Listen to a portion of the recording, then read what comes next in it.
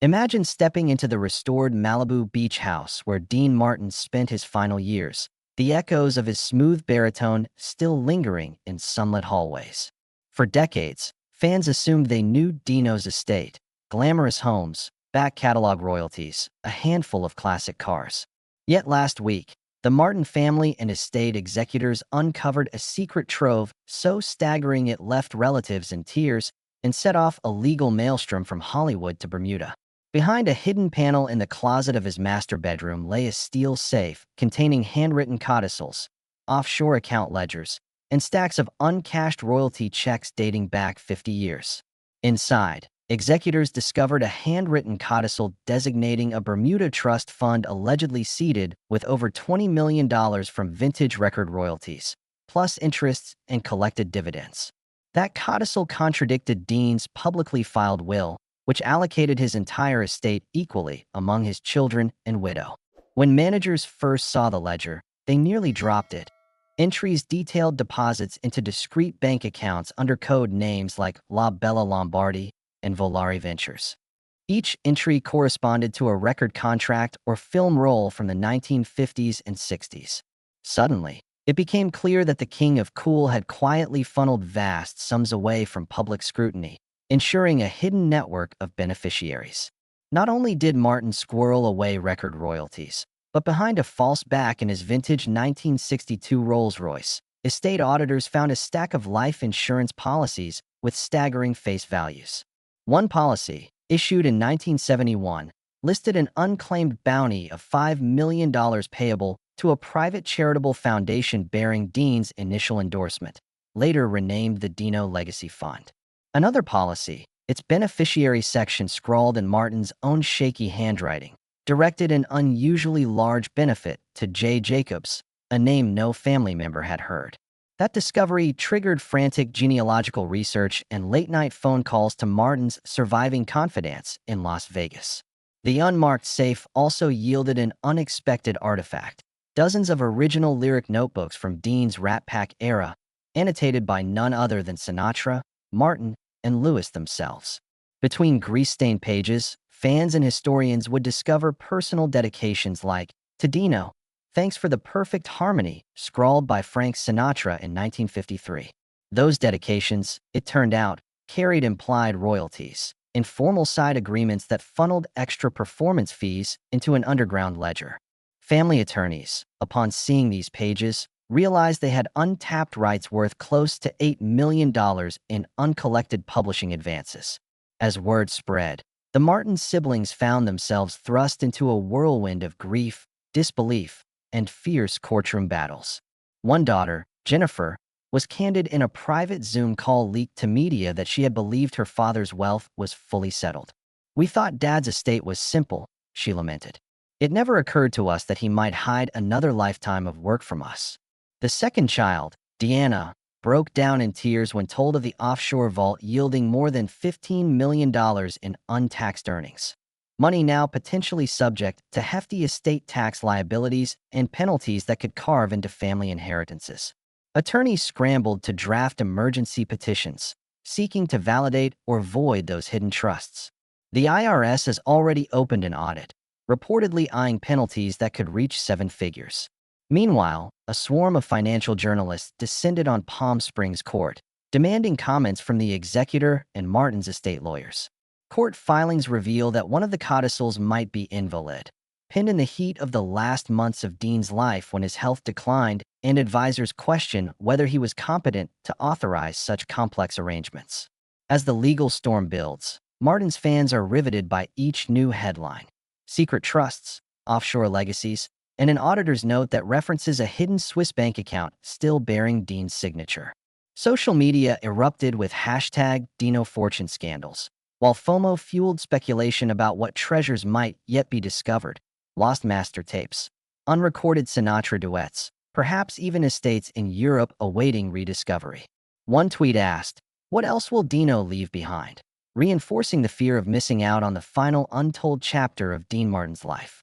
The next section will dive into unplayed master tapes and the codicil for mysterious charity, revelations set to stun the Martin clan and fans worldwide. Beyond the shocked gasps over hidden bank ledgers, The Bermuda Vault yielded another treasure trove, a row of dusty reel-to-reel tapes labeled in Dean's precise cursive, master session outtakes 58 to 62. These tapes proved to be the holy grail of Dino fandom. Unheard studio rehearsals, alternate vocal takes, and even off-the-cuff duet experiments with music legends who never publicly recorded with Martin. Among the first reels uncovered was an impromptu holiday session Martin recorded for his children at his Palm Springs home studio in December 1960. With candles low and fireplace crackling faintly, Dean's smooth croon wanders through silent night, punctuated by family laughter and studio chatter, moments so intimate they were never meant for public ears.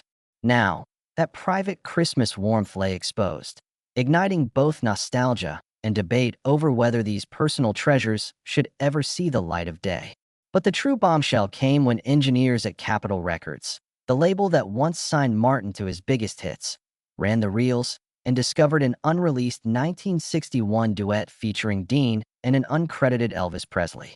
Only a handful of documents hinted at a studio encounter between the two icons, but the tape presented 2 decades of speculation confirmed, a demo of Return to Sender, reimagined as a playful back and forth, with Presley's hiccuped high notes sliding into Martin's effortless baritone. The single take ended with an audible studio cue. "That's the one, boys," suggesting Elvis himself approved before the track was shelved. Music executives, initially stunned by the find, immediately saw dollar signs.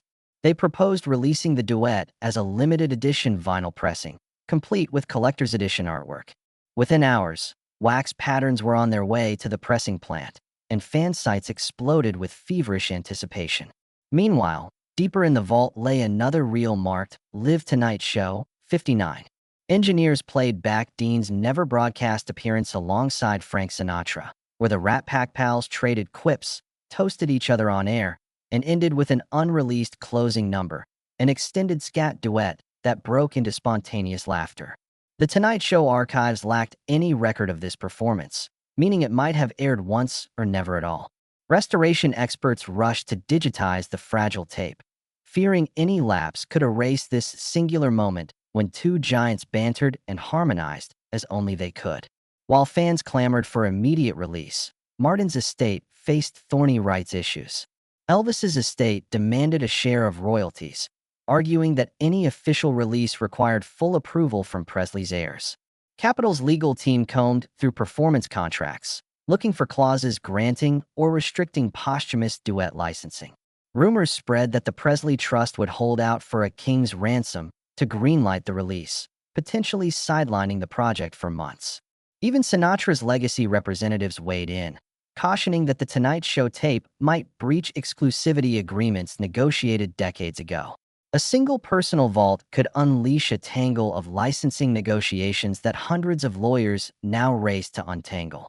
Amid the frenzy over master tapes, another handwritten codicil emerged, this one almost buried beneath a stack of lyric pages, detailing Dean's instructions for his private charitable foundation, the Dino Legacy Fund.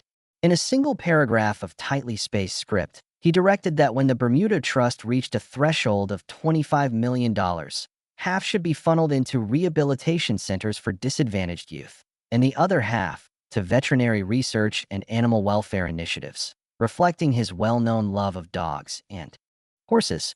Family insiders confirmed that Martin often visited the Los Angeles SPCA with his youngest daughter and quietly donated to equine rescue farms under pseudonyms. Yet this charitable blueprint had never been funded, leaving the Dino Legacy Fund dormant and without an operational board. Executors quickly realized that activating this codicil would require establishing a full slate of trustees, drafting bylaws, and legally registering the foundation as a charitable corporation in multiple jurisdictions. Lawyers estimated months of paperwork, IRS filings, and state nonprofit applications before a single dollar could reach its intended beneficiaries. Moreover, U.S. tax authorities would demand proof that Martin had funded the foundation in his lifetime or intended to do so in his final wishes. Executors now faced a dual battle, validating this late-arriving codicil under probate laws while contending with potential financial penalties for backdated charitable pledges that had gone unfunded for decades. These complexities deepened family divisions. Martin's widow, Catherine, quietly championed honoring the charity clause, viewing it as the most genuine expression of Dean's generosity.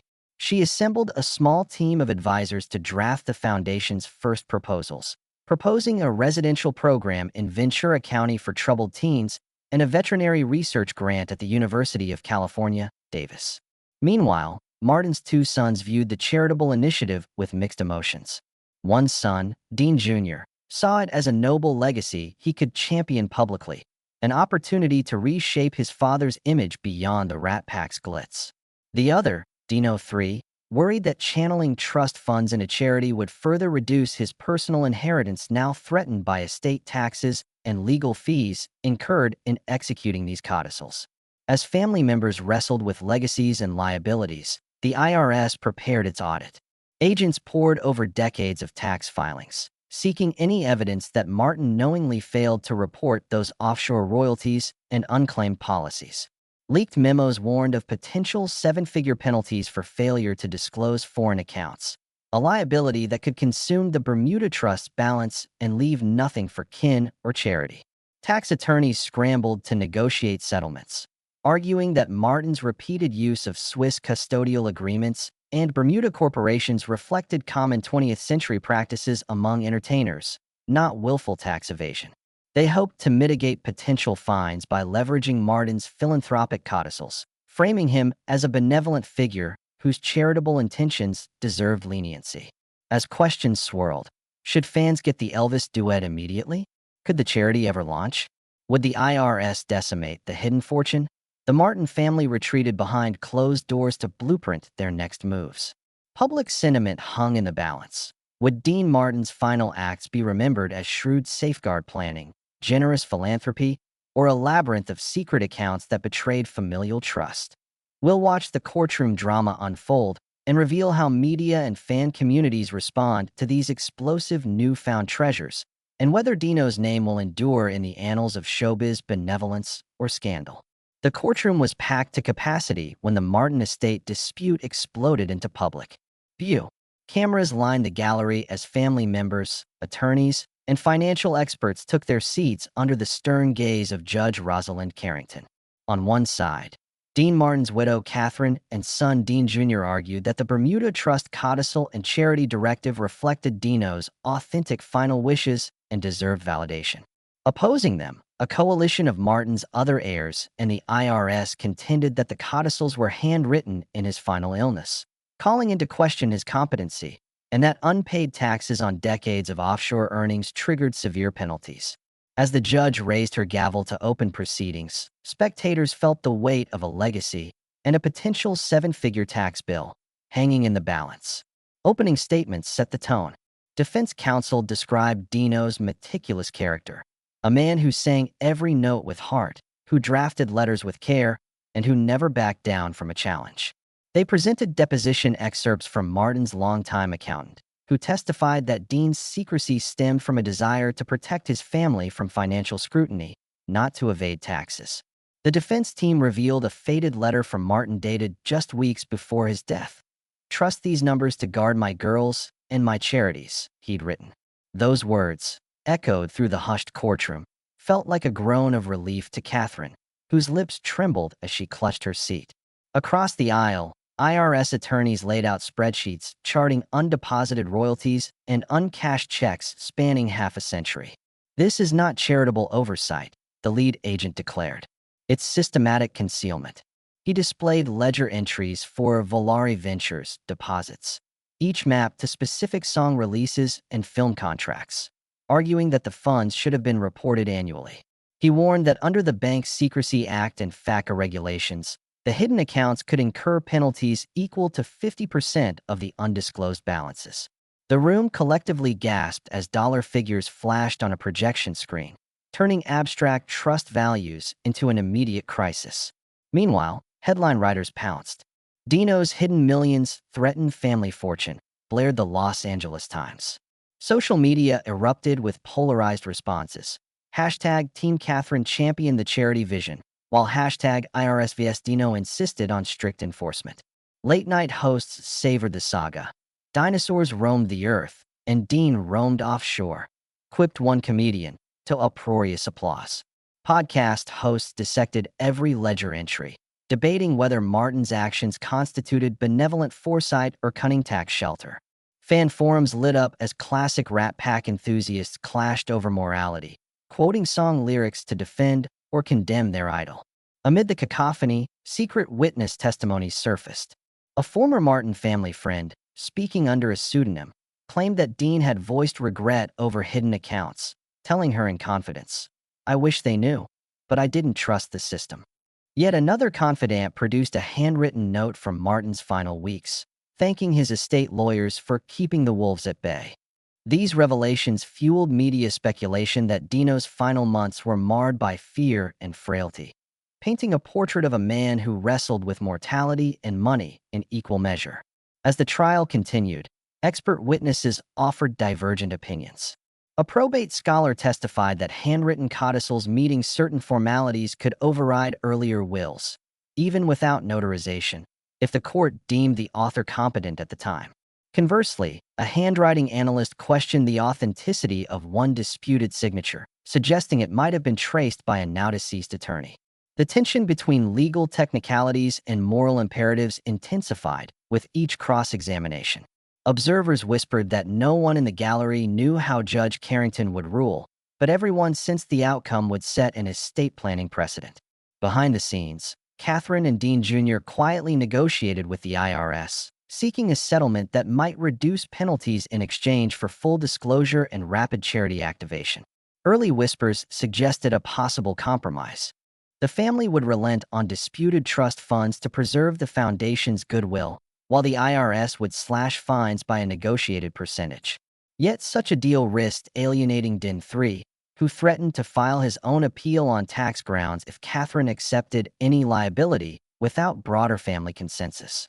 Outside the courthouse, the Martin children's fan base mobilized. A petition titled "Honor Dean's Legacy in Full" gathered thousands of signatures within hours, urging the judge to validate all codicils and trust directives. Another group, called Protect Our Tax Dollars, counterpetitioned to ensure the U.S. government captured every dollar owed. Local radio stations hosted live call-in segments, where listeners passionately debated whether Martin's genius as a performer extended to his estate planning or if he'd simply hoodwinked his heirs. As the trial entered its second week, the tension between familial devotion and fiscal responsibility remained unresolved. Every new document introduced risk tipping the balance. A series of email exchanges between Dean Jr. and the Bermuda trustee, a notarized draft of an amended will found in a memorabilia box, even a grainy hotel receipt from Martin's final days hinting at a seaside meeting where trust documents might have been signed under sway. The courtroom felt less like a legal theater and more like a crucible forging the final chapter of Dean Martin's storied life. The moment Judge Carrington released her preliminary ruling, the entertainment world seemed to hold its breath. In a packed courtroom, she approved the validity of Dean Martin's handwritten charity codicil, allowing the Dino Legacy Fund to receive an immediate infusion of $5 million from the Bermuda Trust.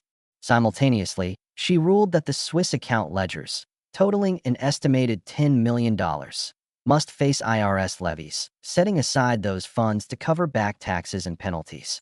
Her carefully balanced decision was hailed by some as a triumph of charitable intent over secrecy, yet others decried it as a blow to family inheritance. The judge granted a 60-day window for appeals, but in practice, her ruling set the course for how Martin's hidden fortune would be divided. Within minutes of the verdict, cameras outside the courthouse clustered around Catherine Martin and Dean Jr. As they emerged, Catherine offered a measured smile. "We respect the court's wisdom," she said, voice steady despite the swarm of microphones. "Dad wanted his legacy to help others, and today we've taken the first step toward fulfilling that wish."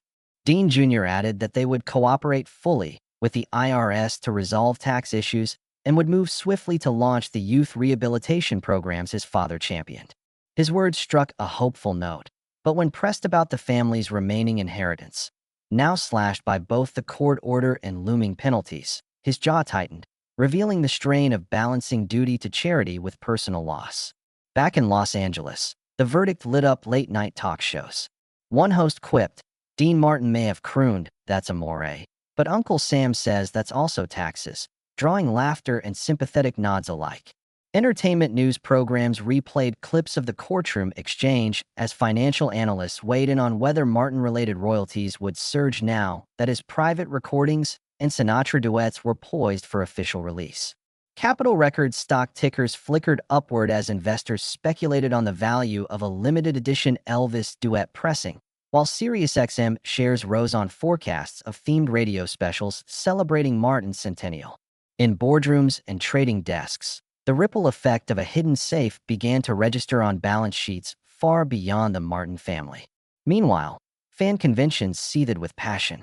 At the annual Rat Pack Reunion Expo, attendees packed a sold-out panel titled Dino's Final Encore, where a former Martin biographer dissected every line of the judge's ruling. Crowd members slammed down questions about whether the unreleased master tapes would stay in the vault until taxes were settled, or if the charity recordings would be accessible even as legal appeals loomed. Threads on social media split into two camps. #LegacyForAll urged fans to embrace the charity launch as a fitting tribute, while #WhereIsMyInheritance demanded transparency on personal payouts. Merchandise booths sold protest buttons reading "Tax the Tunes, Fund the Kids," and "Dino's Dollars, Family Fare," a testament to the emotional stakes of each dollar at issue. Amid the fervor, the Martin children hosted an impromptu live stream from the Malibu beach house. Joined by the family's legal and financial advisors, they clarified next steps, setting up the nonprofits board, drafting bylaws, and selecting pilot cities for youth centers. They also announced a town hall meeting scheduled for local donors and music industry partners, aiming to demonstrate that the charity would operate with utmost integrity and impact.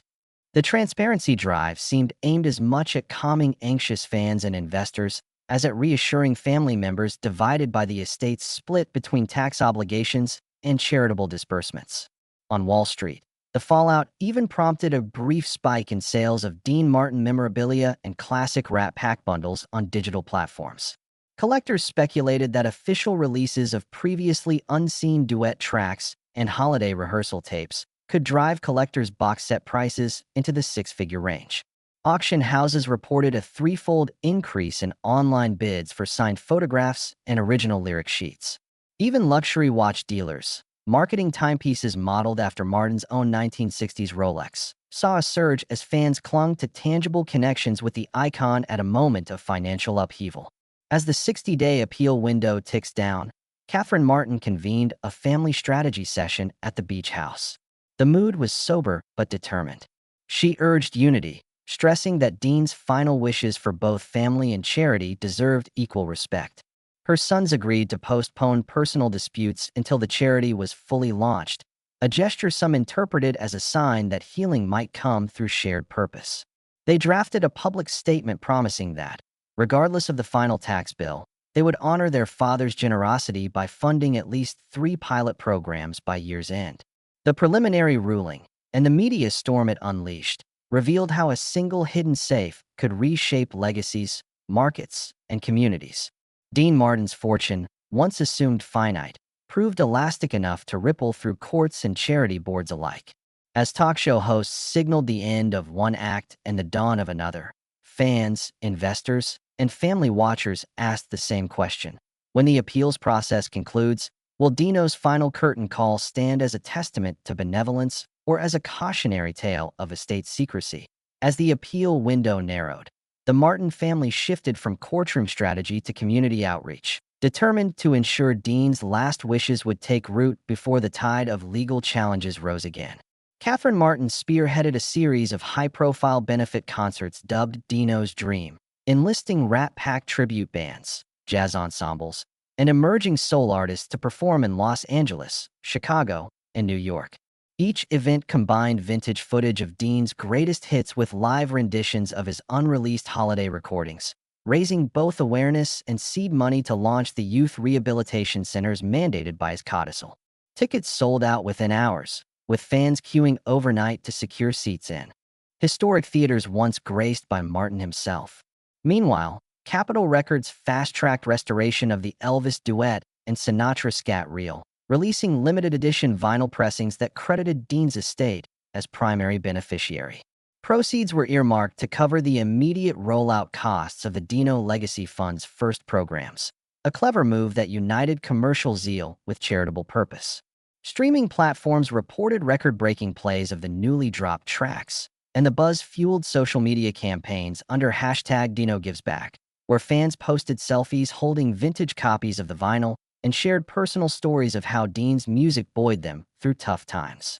Even late-night radio shows hosted Dino's Drive segments, pairing classic Martin ballads with on-air appeals to support the Foundation's upcoming pilot in Santa Barbara. Behind the scenes, Catherine convened a steering committee of nonprofit specialists, former law enforcement officers, and child psychologists to shape the Youth Rehabilitation Center model. Site visits to prospective facilities in Santa Barbara and Ventura County revealed local leaders eager to collaborate, offering empty storefronts and donated land parcels for therapy rooms, music studios, and equestrian areas, honoring Dean's love of horses. Sponsors came forward. Local hospital systems pledged pro bono medical services, while pet rescue organizations volunteered to integrate animal-assisted therapy, paying tribute to Dino's well-documented compassion for strays. The Community Alliance exemplified how one man's hidden generosity could spur a coalition of goodwill. As momentum grew, Dean Jr. and Dino 3 put aside personal grievances to co-host a televised town hall special titled Answering Dino's Call. Broadcast live from Malibu, the event featured youth testimonies, foundation leaders, and musical performances, interspersed with Q&A segments where viewers texted questions about program enrollment and donation matching. The brothers' visible partnership, a gesture unthinkable during the early days of litigation, moved many viewers to tears. Calls flooded into helplines for the new centers, and corporate sponsors scrambled to underwrite expansion into Phoenix and Denver. Raising funds faster than legal fees could deplete the trust. Meanwhile, the IRS negotiations took a dramatic turn when agents signaled willingness to reduce penalties in exchange for accelerated charity payouts. Private memos revealed that government officials recognized the public relations value of showcasing a beloved icon's philanthropic legacy. A preliminary agreement allowed the family to retain a higher percentage of the Swiss account only if at least 60% of that portion funded the Dino Legacy Fund within 6 months. This concession breathed fresh life into the project, reaffirming the value of cooperative negotiation over adversarial posturing. At industry conventions, the music business took note. The Americana Music Association announced a Dean Martin Award for Unsung Talent, presented annually to a session musician or road crew member who has quietly elevated artists' work. Cash prizes for awardees come directly from Dino's private royalties, transforming once-hidden funds into ongoing recognition of behind-the-scenes contributors. Gear manufacturers joined in, releasing a limited-edition Dino Dynamics microphone model, with proceeds designated for the Foundation's music therapy wing. These initiatives highlighted how a single codicil could ripple across multiple sectors, institutionalizing Dean's generosity in perpetuity. Back at the Malibu estate, the hidden safe itself became a focal point of fascination. Catherine allowed a single televised special entitled Behind the Vault, inviting cameras to document the safe's temporary relocation to a mobile exhibit touring major museums. Viewers watched as conservators unlocked the steel door, revealing the codicils, tapes, and policies that had upended family and fans alike. The program balanced reverence with transparency, contextualizing each discovery and underscoring the lessons learned about estate planning, family bonds, and social responsibility. Ratings soared, and the special's producers announced plans for a companion documentary, ensuring Dean's final chapter would reach homes beyond concert halls. The Martin family's tireless efforts have erected both tangible programs and cultural touchstones from their patriarch's concealed legacy. Their work laid the groundwork for batting practice fields where troubled youth learn teamwork, for riding arenas where equine therapy soothes trauma, and for music rooms where Dean's offstage voice continues to guide and uplift. While legal appeals still loom, the charity's engines are already in motion, proof that even amid financial entanglements, the power of purpose can drive a hidden fortune into life-changing action. In the weeks after the preliminary ruling, the Martin family pressed forward with both legal and practical follow-through. Catherine and Dean Jr. filed a limited appeal, targeted specifically at contesting the IRS penalty percentage, while waiving challenges to the charity codicil so that the Dino Legacy Fund could get operational immediately.